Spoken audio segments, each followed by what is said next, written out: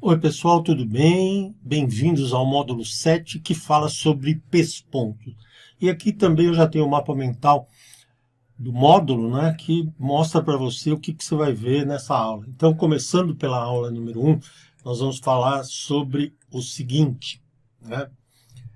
O que é e para que serve o pesponto? Apesar que você sendo já um modelista 2D, você tem uma noção tranquila do que é pesponto, né? Mas, caso você não saiba, o pesponto é um processo de costura, é um tipo de costura que utiliza máquinas especiais para fazer a união de peças, o reforço dessas peças e adorno dessas peças também, né? Porém, são máquinas muito especiais que trabalham com agulhas especiais e com linhas especiais. E você vai ver que nós vamos ter que estudar tudo isso, né? Por quê? Como está aqui, olha, como designer e como modelista, nós precisamos considerar algumas coisas em termos de modelagem 3D, que é o tipo de máquina. Tem máquina de tudo quanto é tipo, já a gente vai dar uma olhada depois na aula 1 mesmo, esses tipos de máquina, os tipos de ponto, tipo de material, tipo de costura e local aonde vai ser aplicada essa costura. Por quê? Através disso nós podemos representar e indicar o pesponto com precisão. Beleza? Quer dizer, nós vamos colocar o pesponto no lugar certo e da forma correta.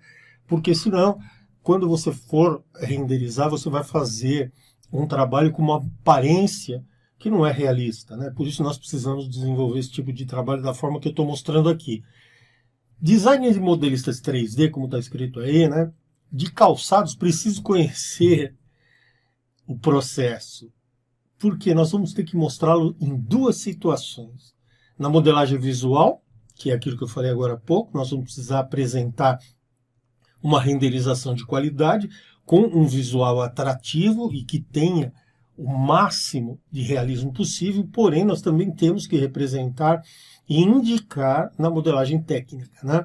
Então, conhecendo tudo isso, fica muito mais fácil de você desenvolver o seu projeto e que seu projeto seja aprovado. E nessa aula nós vamos ver tudo isso funcionando, né? Vamos dar uma olhadinha, inclusive, nas máquinas funcionando, que é a aula número 1. Depois, para a aula número 2, nós vamos criar os pontos e estudar a sua aplicação. A aplicação de cada um. Nós vamos usar algumas ferramentas do Rhinoceros, deixa eu trazer mais para cá. Nós vamos usar algumas ferramentas do Rhinoceros, porém, esta Array é uma delas, né? E Bloco vai ser outra, que é uma novidade aqui para nós, mas você vai ver a importância de trabalhar com bloco, de você transformar os seus pontos, né? Nós temos duas formas de fazer isso. Uma é a mais complexa, de criação dos pontos, e a outra é uma customizada, que depois você vai ver que está aqui na aula 6, né? Agora, depois disso, que nós estudarmos essa aplicação, como eu mostrei aqui para você, né? Utilizando essas ferramentas, como nós vamos criar os pontos, né? Nós vamos criar os pontos e estudar a aplicação de cada um deles, beleza? De cada um dos pontos que nós vamos criar, tá? E você vai ver que tem uma quantidade diferente de pontos. Depois nós vamos aí dar uma parada para aquela vinhetinha nova, né, que você já viu, e que eu vou falar sobre essa interface nova. Eu vou ensinar você a mudar a cara da interface, tá vendo? Essa cor mais escura, mas que você nem consegue enxergar direito os quadradinhos, eu vou ensinar você a dar uma cara para ela um pouco diferente e que, na minha opinião, é muito produtivo esse tipo de coisa.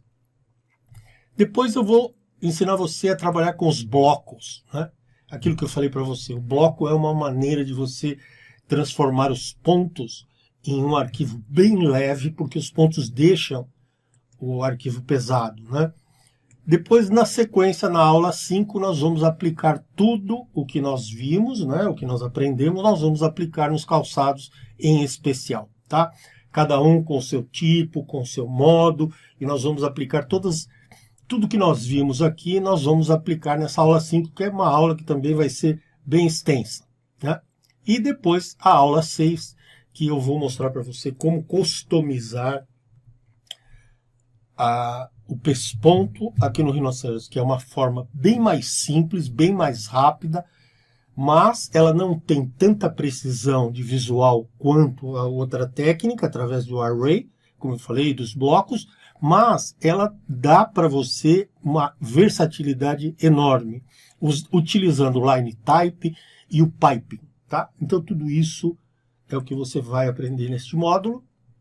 Como sempre, né, muitas vezes, apesar de eu ter todo um projeto do curso, de cada aula, de como é feito, às vezes acontece de aparecer alguma novidade, aparecer alguma coisa que eu incluo na aula. Então, mais uma vez, pode ser que vamos parar em 7 aulas, 8 aulas, pode até ser, né? Mas, como você sabe, o meu objetivo, e às vezes que acontece isso, o único objetivo é levar para você o maior número de informações possível e desenvolver os nossos conhecimentos e aprimorar as nossas técnicas. Beleza? Então, eu vejo você na aula 1, que é olhando o pesponto com mais detalhes.